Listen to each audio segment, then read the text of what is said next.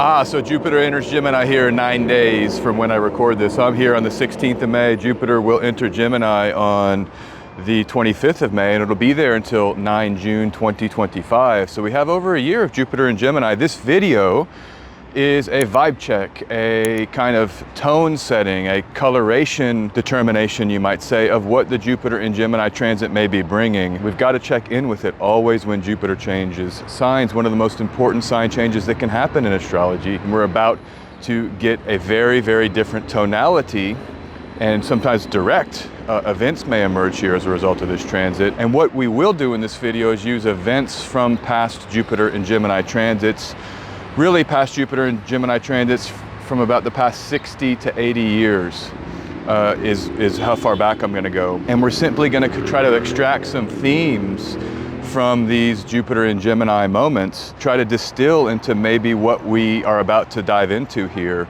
in 2024 and 2025. What this video is not is a total breakdown of every important transit. This is not like a total, let's look at all of the stuff that's about to happen with every transit and every activation of Jupiter and Gemini here in this cycle. Of course, it squares Saturn. Jupiter will be with Mars this summer. There's a lot of stuff to look at, trining Pluto. That's not this video. For that type of transit analysis, stay with my ongoing updates that I do every month, my syzygy updates. Look to the year ahead video that I did on World Astrology Report, and look to the year ahead videos that I'll be doing at the end of this year. That will capture maybe in some more granularity the kind of true nature of Jupiter and Gemini, not what's happening here. This is just when Jupiter has been in Gemini, what types of events have happened, what types of patterns can we extract, what types of themes were emergent and may be emergent again. So before we get into this, I want to just, at a high level, what is Jupiter? What is Mercury? What is Gemini? These are the symbols that we're mapping with, that we're painting with. Jupiter expansionism. Things grow, wisdom, truth, justice, the kind of search for big ideas or big goals or big vision. That's Jupiter, seeking out basically big things. Mercury, the ruler of Gemini, is innovation, it's tricksterism, it's dual forms, it's lies, it's challenging things, it is controversy, it is shape-shifting, it is speech and writing and thinking and fast-moving features of all of those things. And of course, Gemini is an air sign, it's an outer world sign, it's of the air element, which is things engaging in the outer world with technology and language and thought and writing and speech. It is a mutable sign, so we're dealing with changing reality, putting on two hats. You see this Mercury theme comes back in.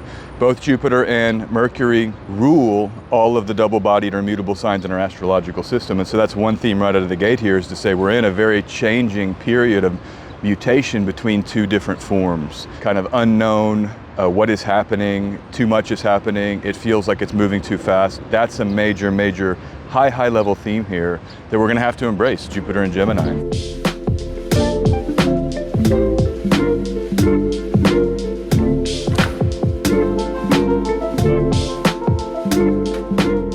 First theme, US warfare expansion, big moves by air often. But basically, US warfare expansion is, I guess, what I'm going to call this first theme. June 41, Germany launches Operation Barbarossa.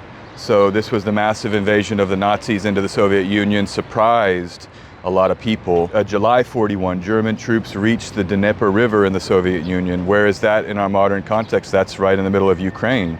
So we have war on the Dnieper River, Dnieper, and that was Jupiter and Gemini in the early 1940s. December 41, Jupiter and Gemini, Japan attacks US naval base at Pearl Harbor right away. We have this major Pearl Harbor theme.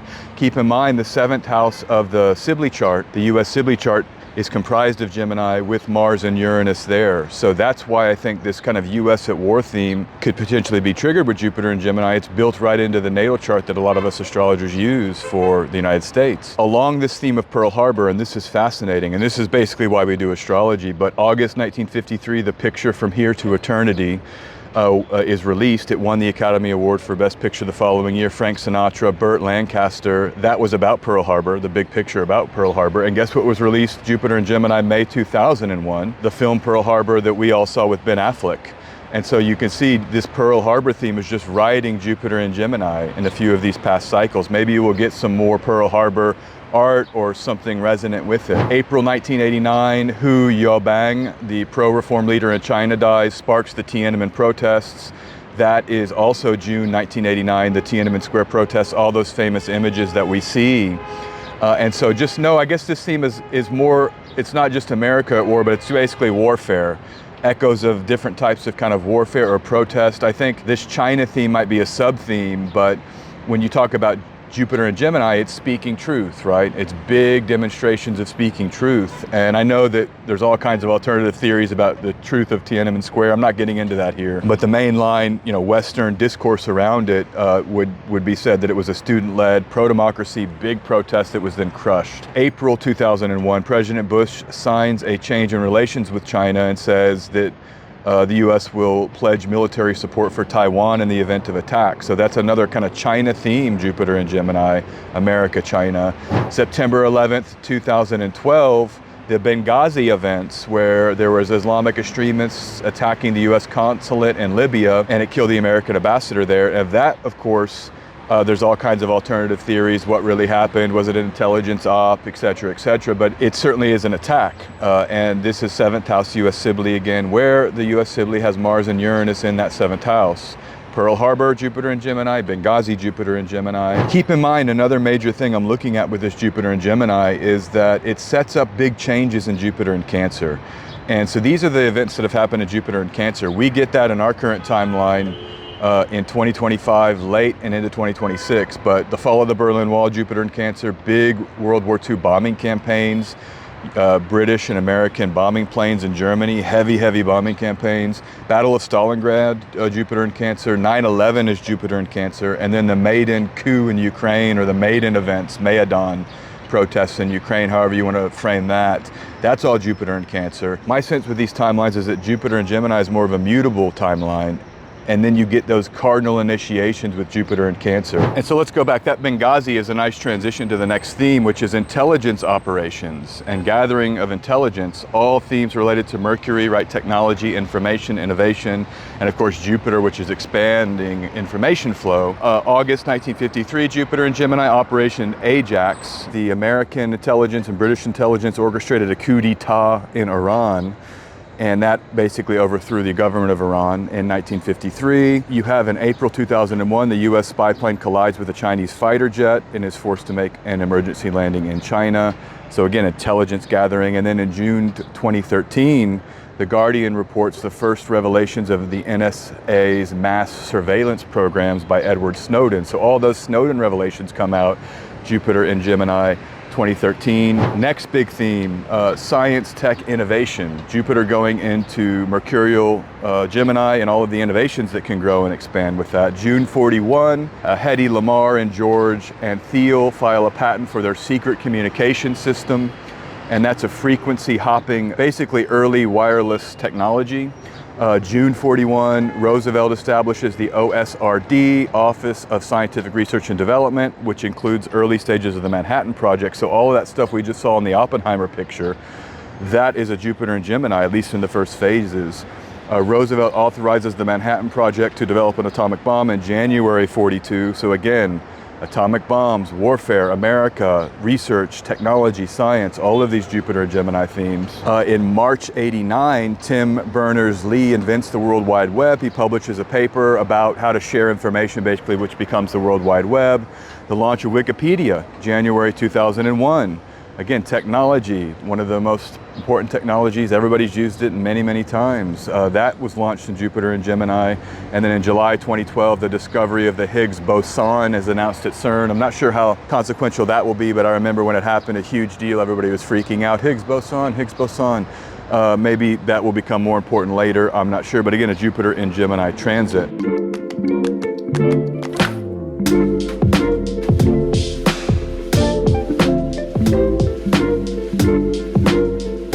All right, and this is one of my favorite themes, which is art and culture goes mercurial chaotic with Jupiter expanding Gemini. December 41, although the book wasn't actually released until early 42, Argentine writer Jorge Luis Borges published the short story collection, The Garden of Forking Paths.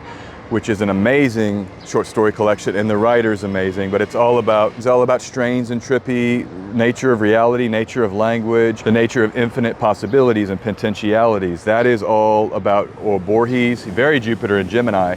And I'll say this here, keep in mind that Jupiter in the sign of Gemini kind of harkens back to Mercury in the sign of Pisces, right? It's a Mercury ruled and Jupiter ruled signs, where you have the planet Jupiter in its so-called exile, whereas Mercury is exiled in Pisces. Many astrologers consider this to be a detriment or a problem for a planet. Of course, other astrologers don't consider it a problem at all, but consider it an opportunity to get sides of a planet and access different nodes or sides of a planetary energy. That's kind of where I stand. And when you have these Jupiter-Mercury combinations, it really can get into the surreal, tripped out strangeness of all reality. Because Jupiter is very much big picture visioning, and then Mercury is the details. And when you combine those together, you get all kinds of unorthodox approaches to ideas and language and thought and all of those things. So December 1953, the NTSC color television standard was agreed upon in the United States, which led to all kinds of explosions in color television technology. July 65, this is Jupiter in Gemini, Saturn, and Pisces, which brings us even closer to the mid-1960s. I've talked about that at length in many videos, but Bob Dylan goes electric at the Newport Folk Festival. And it was a pivotal moment. You know, he was this folk singer, poetic folk singer, and then goes to this electric sound, bringing it all back home, and these tripped out lyrics. Talk about a Gemini-Jupiter expansion with surreal, poetic lyrics that are almost unintelligible at times. He's got a lot of Gemini in his natal chart, by the way, Dylan does. This new film, Complete Unknown, with Timothée Chalamet, that biopic is filming now and will likely be released during this Jupiter and Gemini transit that we're about to live through. So you see echoes in art and real life tied together with the Jupiter cycle. It's so powerful and amazing. April 1977, Annie Hall comes out starring Diane Keaton, and it would go on to win Best Picture. But Woody Allen, and particularly Annie Hall, it's the quirky, anxiety, articulate, saying a lot of words, strange humor, very much a Gemini and Mercurial theme with Jupiter there expanding it. You know, love, you know, combined with verbal kind of acuity and sort of verbal, you know, tricks. This would certainly be a theme. April 1977, the Apple II personal computer was demonstrated by Apple, and it was the first personal computer with color graphics. So there's this theme of color. It's like Jupiter comes to Gemini, now the whole outer world's in color. And we can have Mercury noting, look at all this new stuff, look at these colors, making connections, talking about things in new ways, describing an outer world, having the color that allows us to describe our reality and what we're seeing and what we're ensconced in. So July 89, May 7th through July 30th in 89, the National Gallery of Art in Washington, D.C. hosts the major photography exhibition, surveying the artistic achievements of that medium. Photography is certainly a Gemini technological innovation. And so when you have Jupiter there, you can kind of see the big picture way that art, the photographic arts, can kind of give us life and give us, you know, meaning, right? Jupiter being meaning through the technological innovation. In 89 July, the pilot episode of Seinfeld first aired, Jupiter and Gemini in 89. And of course, Seinfeld is kind of like Woody Allen. It's kind of strange, double entendre. It's all about verbal awkwardness and kind of saying things that people might not be taught to say, challenging social conventions with the words and the language. And that's where the comedy comes from. Mercury is certainly a planet of comedy. Comedy, stand-up comedy being so much about verbalism and performance, all those mercurial themes of shifting and you know, coming to your audience and giving them laughter, all of that stuff. Also, again, this same theme of like comedy. We saw it with Woody Allen, we saw it with Annie Hall, we have seen it with Seinfeld, now we see it again. The British mockumentary The Office premieres in 2001, Ricky Gervais and starring Martin Friedman and Gervais. And then in 2013's Jupiter and Gemini, so 12 years later, we had the US TV series The Office airs its final episode. So again, riding Jupiter and Gemini, a whole cycle, that was The Office basically, from one Jupiter and Gemini transit to the other. All right, let's just keep moving. Next theme, religious challenges. Mercury as a scrutinizer and a trickster brought to bear on Jupiter's religious significations. And this comes back really to 1965. You had the Second Vatican Council, which officially closed in December. Significant changes to the Roman Catholic Church and the doctrine. A lot of modern Catholics think that that was like the beginning of sacrilegious changes to the church. March 1966, John Lennon's statement that the Beatles were more popular than Jesus sparked controversy. You saw people burning Beatles records in the South. again, the language, the speech has this controversy because it's speaking about big religious ideas and creates this mercurial debate, tension, controversy. April 1966, the Church of Satan was founded by Anton LaVey in San Francisco, and that has a Bible. So again, texts that are kind of inverting Jupiter in Gemini, the sign opposite that it rules, you kind of invert or you challenge religion. Jupiter can also signify religion naturally. There was something from '89 that I'm going to say here now, but Madonna's Like a Prayer music video and song was released just as Jupiter was at the end of Taurus. And as Jupiter came into Gemini, it sparked outcry. The Vatican was saying they should boycott. I think it was Pepsi for using the ad or something like this. So there is another echo there with Mercury's Gemini, Jupiter in Mercury's Gemini, and this kind of tension around beliefs and scrutinizing beliefs and kind of mocking or, Geminiing it effectively.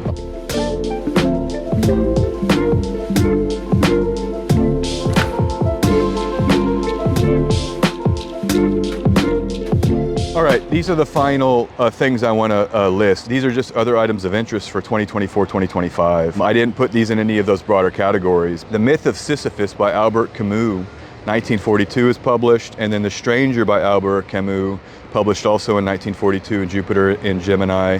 This is the idea of absurdism, right? The desire for meaning. How can we find meaning when life seems to be absurd?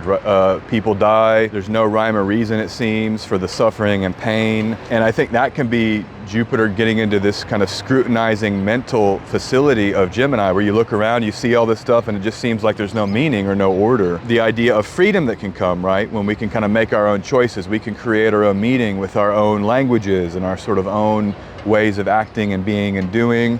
So in the sense, it can be both empowering and terrifying, but this is also the concept of the existential crisis, the anxiety and the uncertainty that can arise when we're confronted with like new technology and the all-pervasive nature of technology and the destructive nature of technology that modern and contemporary man has to face. And I think this will become increasingly important in the age of AI as it gets way more advanced over the next year and jobs go away and it starts doing more for us. We're going to have to sort of confront, is there any even meaning to it? If the world is in this sort of technological, dystopic kind of formulation. April 1977, Israel's Prime Minister Yitzhak Rabin resigned during a scandal. That was Jupiter in Gemini, and we have a lot of pressure under Bibi Netanyahu now. What if we get a resignation? Certainly would fit what it looks like could happen with so much criticism of Netanyahu, both domestic and foreign. November 2000, and this is the final thing I want to share in this video, which is the contested US presidential election between Bush and Gore takes place. And then it's December 2000 when the Supreme Court has their controversial Bush v. Gore decision, which was about counting the votes, right? Mercury, Gemini, and then it's big ramifications for vote counting. That's the Jupiter. We have an election during this Jupiter in Gemini. We have an election here at the end of the year. So, all right, that's the Jupiter in Gemini video. Just going through events and extracting some themes to prepare you and to prepare me for what we're about to enter into. It's possible that this video, we can keep coming back to it and just seeing how many of the events that I've laid out here might resonate with what's about to unfold. So, enjoy your Jupiter in Gemini, and I hope this can give you some food for thought as you enter into this next little period. I'll be updating this conversation about Jupiter in Gemini extensively using other modalities of astrological work, more delineation for our personal lives. I do that every month, and I do that multiple times a month. My June monthly video will be out here at the end of this month, toward the end of this month, and it's all about Jupiter in Gemini. So look for that if you want more detailed breakdowns. My reading schedule is open. You can schedule readings with me this summer. I've opened up some new slots for the summer. It was getting kind of limited there. So go to my website. You just scroll there right at the top, click here to schedule a reading, and then you'll go to the page. You can learn all about the astrology readings that I do and schedule a reading there. So I look forward to reading for you, and have a wonderful Jupiter in Gemini arriving here in 9 days. Take care out there. Talk soon. Peace.